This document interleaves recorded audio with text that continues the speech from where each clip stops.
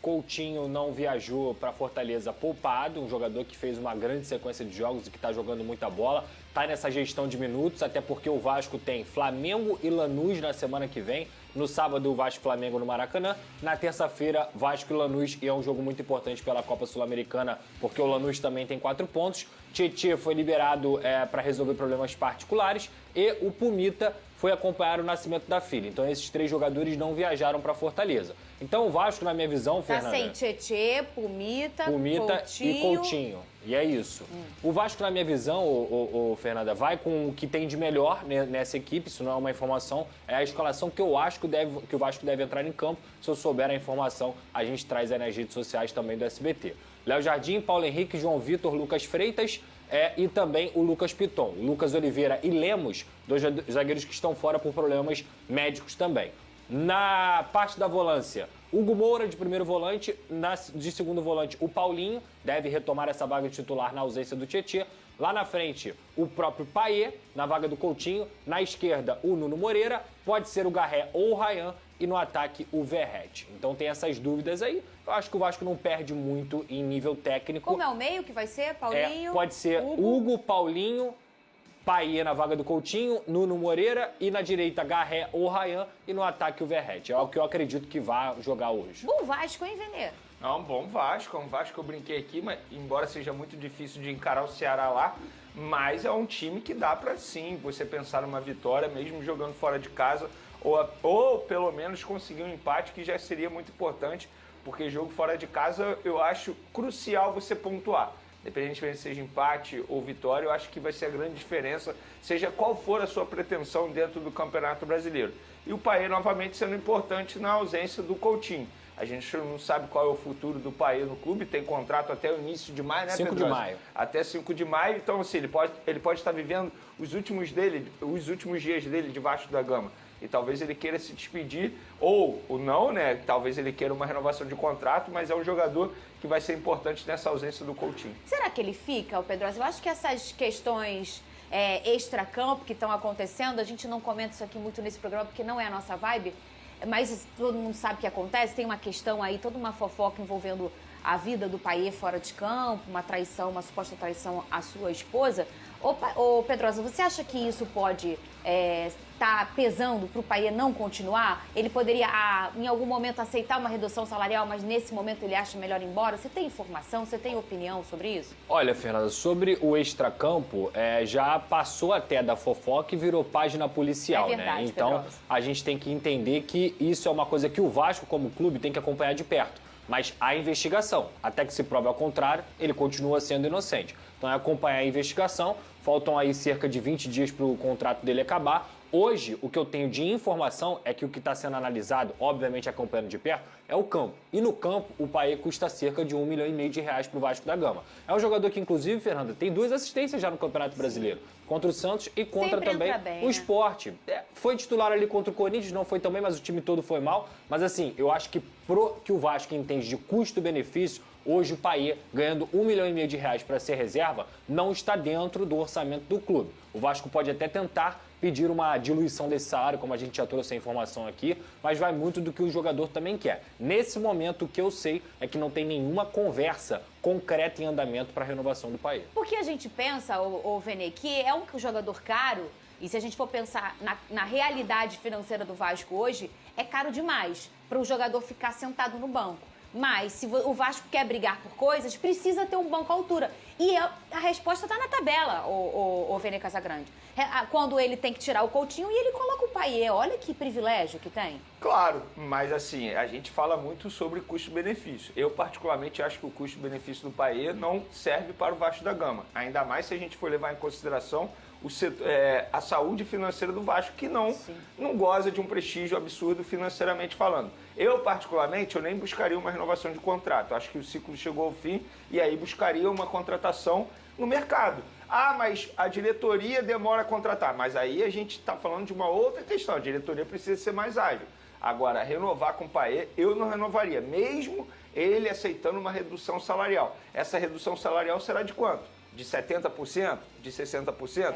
Não adianta reduzir 20%. O custo-benefício custará ainda vai ser ruim para o Vasco da Gama. Eu, particularmente, não renovaria o contrato dele, mas buscaria uma reposição para ter ali um substituto do Coutinho, porque a gente sabe que o Coutinho ele vai receber esse controle de minutagem durante a temporada. Perfeito. Para ele já é uma máxima, para né? ele render nos jogos que ele estiver em campo, tem que ter esse controle de minutagem. Então, para ter esse controle de minutagem, também precisa ter um reserva ali que possa tentar dar conta do recado. Porque você ter um substituto do mesmo nível do Coutinho é extremamente difícil. Mas pode ser alguém, né? pode ser alguém que possa dar conta do recado, não ser do mesmo nível. Mas e aí, pensa comigo, Pedrosa, quando é que pode contratar agora? Só A doméstica fechou. Só em junho para julho. Aí a gente tem uma data FIFA de junho até julho.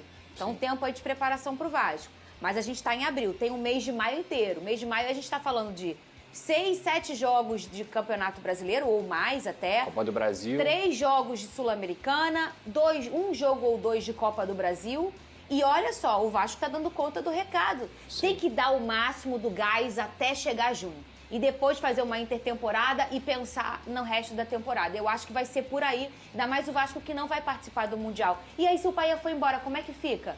Tem gente dentro do elenco já que pode fazer a função. Quem é? Que é o Pedro? Garré. Olha aí. O Garré, ele joga Nosso hoje careca descobriu a solução. de meia direita, mas ele é muito mais meia do que ponta. Perfeito. Então, em teoria, vamos dizer assim, no meio do ano tem que contratar, o Vini tá coberto de razão. O Vasco vai precisar se reforçar. Mas em vez, talvez, de se reforçar na camisa 10, se reforçar na ponta. Porque hoje, como eu disse aqui em teoria, o Garré pode ser um substituto natural do Coutinho, o Adson joga na ponta direita, o Ryan joga na ponta direita, só que o Ryan deve sair no meio do ano. Quem o Vasco tem que buscar, então? É um ponta direita de velocidade, um cara que consiga fazer de fato a função de ponta. Hoje o Garré pode jogar de ponta? Pode, mas eu até entendo que ele tá quebrando um galho. O Vasco, na verdade, não joga com ponta, joga com 3 meias. O Nuno, o Coutinho e o Garré. Então, assim, o Garré pode fazer essa função de camisa 10. E o Adson, quando tiver 100%, coisa que infelizmente ele ainda não tá, ele vai virar esse ponta direita. No meio do ano volta também o David, que é o ponto esquerda que ajudou o Vasco muito no ano passado.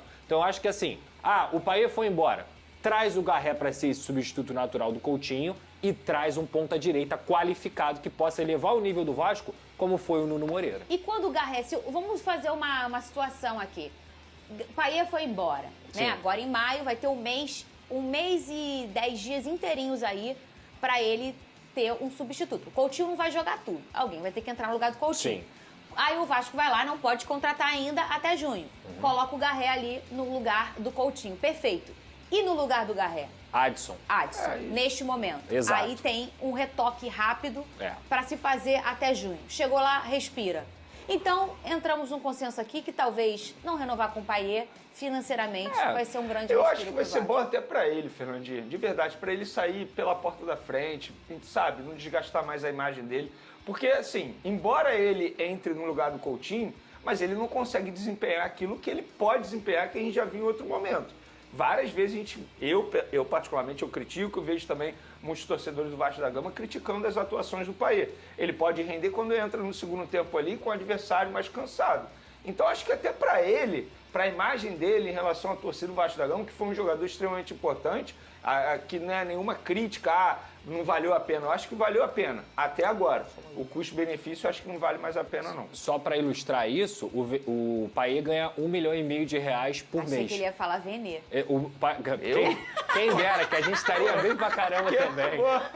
Mas ó, ele ganha cerca de R$1,5 milhão. O Vasco tá vendendo o jogo para fora de São Januário por R$2,5 milhões. Então você consegue entender o quão isso onera o clube? Perfeito. Porque assim, se o Vasco fosse um clube com a saúde financeira do Flamengo, com a saúde financeira do Palmeiras, talvez desse para você manter um jogador desse calibre, porque é importante. Agora, um clube que tá devendo, tá vendendo mando de campo por R$2,5 milhões e paga um jogador por mês R$1,5 milhão e esse jogador joga 20 minutos, Perfeito. esse clube não tem condições. O problema, só para finalizar, assim, só para eu deixar muito claro aqui, o problema para mim não é o valor, porque jogador caro é aquele que não entrega dentro de campo. O problema é que ele não entrega, não é o valor, sabe? R$1,5 milhão. Se você pagar R$1,5 milhão pro Verratti, o Verratti entrega. Então, assim, não é caro, sabe? É caro porque ele acaba não jogando custo dentro de famoso. campo. Quero trazer aqui para você a possibilidade que o Vasco está vendo no mercado de buscar uma contratação de um atacante belga, Yannick Carrasco. Ele atualmente atua pelo Al-Shabaab da Arábia e o Flamengo também é outro clube interessado no atleta. né? Inclusive o Flamengo está nessa negociação já com o jogador, que já foi do Atlético de Madrid e atualmente está no Al-Shabaab, né, da Arábia. Mas está enfrentando a concorrência do Vasco, que também demonstra interesse na contratação do jogador, né? O Carrasco ele tem uma boa amizade com o Felipe Luiz, que foi fruto aí dos tempos que eles atuaram juntos pelo Atlético de Madrid, sendo que a dificuldade para os dois clubes vem sendo o tempo de contrato que o atleta tem com Al-Shabaab, que é do dia 30 de junho de 2027, né? Um longo contrato aí, o tempo ainda que ele tem, mas praticamente mais 2 anos de contrato com o Al-Shabaab, e essa negociação se torna um pouco complicada, né? O Vasco que segue firme, né, nessa busca por um atacante de destaque para poder jogar ali ao lado do Verratti, ou ser um reserva imediato dele para essa posição. Esse atleta ele teve passagem aí pelo Atlético de Madrid, né? Mas o compromisso dele atual é até a metade do ano de 2027, tornando essa aquisição um pouco complicada demais. E essa partida de hoje, o torcedor vascaíno pode colocar o Vascão na ponta do Campeonato Brasileiro. O Vasco, que atualmente tem 6 pontos, o líder da competição é o Flamengo com 7, divide essa liderança com o Palmeiras também com 7 pontos, mas o Vascão é o único a jogar nessa noite. E o Vasco, com a vitória, ficaria líder. E um assunto que foi até debatido na live foi essa questão da primeira colocação do Campeonato Brasileiro, que caso o Vasco vença e o Flamengo vença seu jogo contra o Juventude no Maracanã, o Flamengo retomaria a liderança e o clássico entre as duas equipes iria decifrar aí quem será o líder da competição. Seria bom demais, não seria, torcedor vascaíno, caso o Vasco vencesse essa partida contra o Flamengo, desbancando eles e ainda ficando na primeira colocação do Campeonato Brasileiro. Essa partida entre Ceará e Vasco, que rola hoje, nesta terça-feira, às 9h30 da noite, na Arena Castelão, né? O Vasco e o Ceará têm problemas, né, para essa partida. O Ceará que vem de derrota para o Juventude após estrear com um empate e somar uma vitória, né? O time busca aí querer quebrar o tabu e vencer o Vasco, né, em casa pela Série A pela primeira vez. O Alvinegro disputou 9 partidas oficiais no Castelão nesta temporada de 2025, obtendo 6 vitórias e 3 empates. Já o Vasco, que vem de 2 vitórias consecutivas, diante do Puerto Cabello na Sul-Americana e o Sport no Brasileirão, que aliviaram até um pouco a pressão que o técnico Fábio Carille vinha sofrendo para demissão, né? O time está 100% em São Januário, isso aí é muito importante, 2 vitórias em casa nesse Campeonato Brasileiro. Por isso o técnico vai enfrentar até alguns problemas, né, para essa partida, o que pode deixar complicado, né? A ausência principal se trata de Felipe Coutinho, que será poupado principalmente para o clássico da próxima rodada, né? O Vasco também não contará com Puma Rodrigues e nem Tietê nesta partida. Desfalque certo também é Maurício Lemos, que estava com uma lesão na costela e também é desfalque para essa partida. Deixa aí nos comentários o seu palpite para essa partida de logo mais e se o Verratti irá fazer mais um gol. Forte abraço, se inscreve no canal e ativa o sininho de notificações. Valeu!